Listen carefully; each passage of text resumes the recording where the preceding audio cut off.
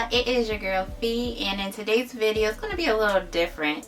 It's going to be a quick synopsis of my business journey and some things that I reflected on. So I had a prior business to start in the boutique, and I just realized, obviously, when you have another business or a prior business and it's different to what you're doing, then the things you're doing in one business is going to look totally different because it's going to be different business models. But with that being said, there's also some things that you have to unlearn, and I find like I have to unlearn some things from my previous business. So yeah, I just want to talk about it. So in 2018, I joined Paparazzi Accessories. It is a MLM company, multi-level marketing, and I always say similar to like an Avon or a Mary Kay. So essentially, when you become a consultant with Paparazzi, you buy the jewelry wholesale at $2.75, and you sell it retail for $5, making a 45% profit of $2.25. So when you become a consultant with Paparazzi, there are 3 ways you can make money. Number 1, they give you a free website, so you can buy a domain from GoDaddy, send your customers to the website, your free website, and they can make purchases that way. Another way you can make money is to buy the jewelry yourself, have it shipped to you, and then sell it. You could sell it multiple ways. You could do live sales, you could do vendor events, you could do home parties. Like, there's so many ways. And people got really creative and kind of shared the way like they were selling the jewelry. And then the third way you can make money is by building a team building. So there are criterias that you would have to make in order to make a percentage of your downline, what their purchase. But you can hit certain ranks and things like that within the business that will earn you money, which is residual income. So let's just back it up of what I said. So like, the whole free website and things like that. Obviously, Paparazzi took pictures of their merchandise, had the photos already on the website, so they took care of marketing in that aspect. How that is different from me. I knew I had to take pictures. Like, I had, a photo shoot set up, but I was also still using, so in regards to my boutique, right? I was also still using stock photos of like the vendors that I buy my clothes from. And I had to learn that I can't use stock photos. This isn't Paparazzi. I can't use their, I can't use my vendors' photos because I'm building a brand, right? So who are these people that's on my website? Are they representing the brand that I'm building? And things like that. So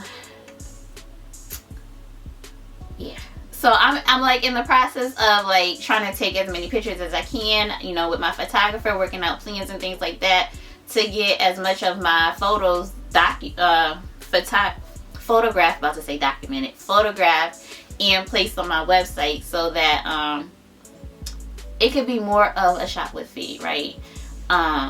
Versus you seeing this photo of what I sell, but then you might see another boutique selling that same clothes with the same models. Like, so I'm working really hard to do more when it comes to marketing in the sense of photographing and like doing my own promotions and things like that. So with Paparazzi, again, with marketing, you can only do what the company allows you to do. Like, you have to be in compliance. Like, there's like policies and procedures. So we can't run our own promotions. We had to do promotions that the company ran. So now, starting a boutique, I have to think of promos and things like that, promotions and things that I want to do in my business. So it's like, why did I never did this before? And it's like, well, you couldn't do a buy one get one half off because that was against compliance. You could do free shipping. We were able to do that. We were able to do buy 12 pieces get one free, but that's kind of where it ended. We couldn't say buy 2 get 1 free. And because you're in an MLM company, and again, like I said, different, because it's a different business, it has a different business model of what you're doing now. And again, in my business, my boutique right now, I don't, like, I'm the one who sets the policies and procedures for my business. I don't, you know. So, yeah.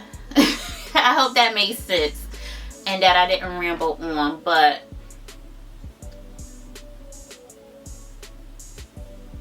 because of again their policies and procedures, I wasn't able to run my marketing in a certain way. But in another way, they had like marketing all set in regards to, again, the photos and things like that.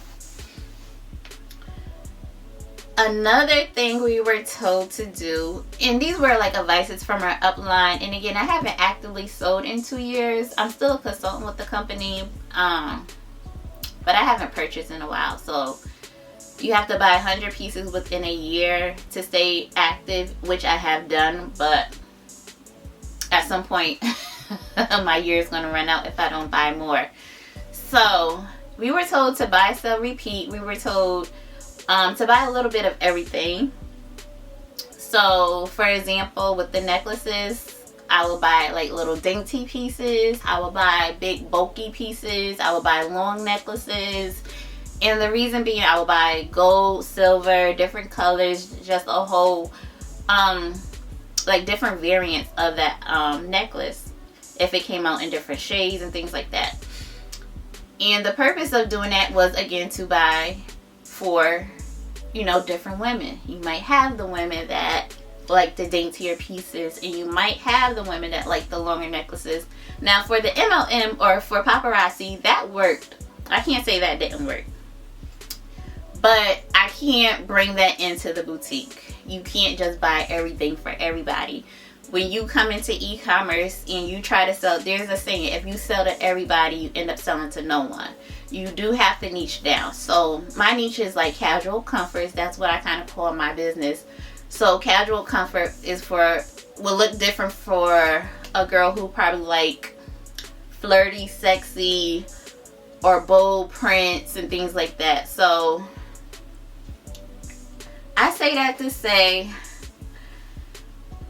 I had to think more of a vision for my business in regards to what I wanted to sell. And again, I couldn't just sell everything. You know, I think a lot of business owners make that mistake and end up with a lot of inventory because of that mistake.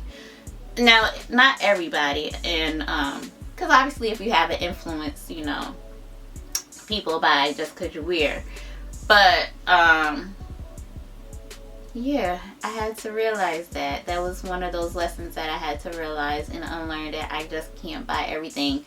And that when I do buy, I have to be more strategic in buying in regards to what I want to buy, how many of that item I want to buy, and even coming up with my profit margin. Like, I could set my margin higher than 45%, but understanding like what does that mean for me, because I didn't have to do it before.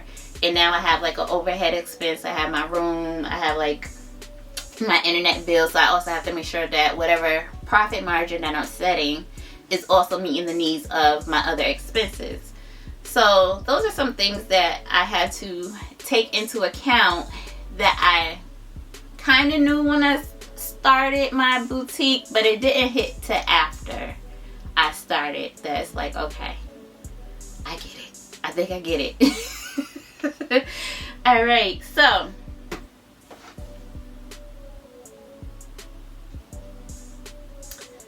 I would say some great qualities. Now, those were the two things that, you know, really hit home for me. But some of the great qualities that I would say from what I learned with paparazzi, doing it for 2 years, it's like having that foundation of even running a business, from customer service to shipping and packaging your items. Like, I could do that with my eyes closed. Like, here we are, how many years later?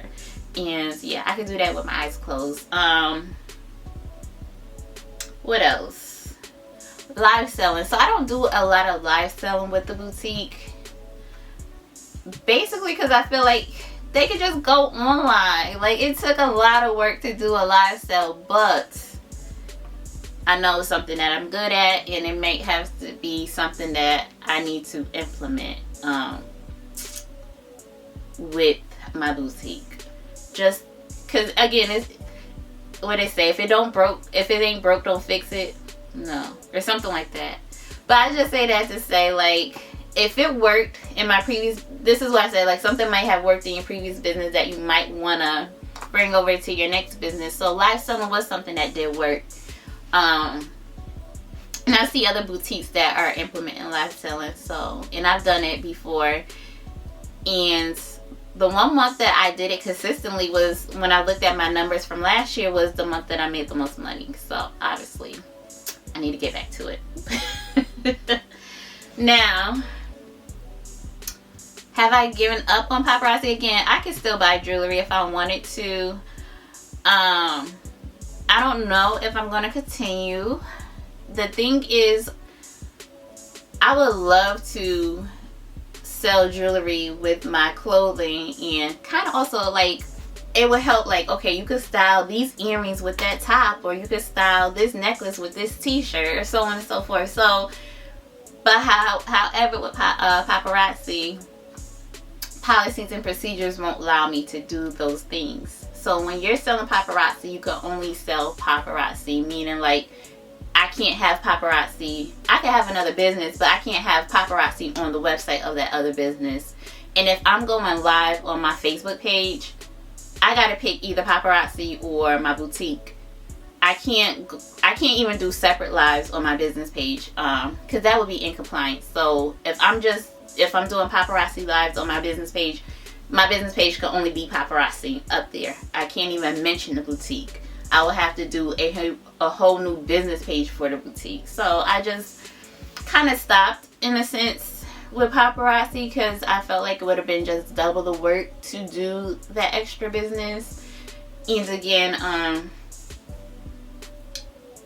even before I started the boutique, I was casually selling, and that's how I got into the boutique. But just finding items that, you know, gave me a bigger profit margin and more than $2.25, kind of also swayed me from continue to sell paparazzi. So would I quit it or would I continue with it? I'm not sure yet, but it's just something for me to think about moving forward. But that is all I wanted to say in this video. Again, real random.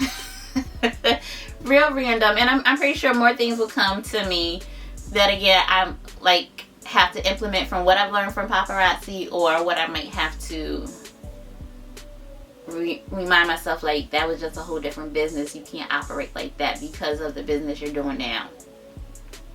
So if you find this video helpful, if it was even a little entertaining, please like and please subscribe. Alright, thank you guys.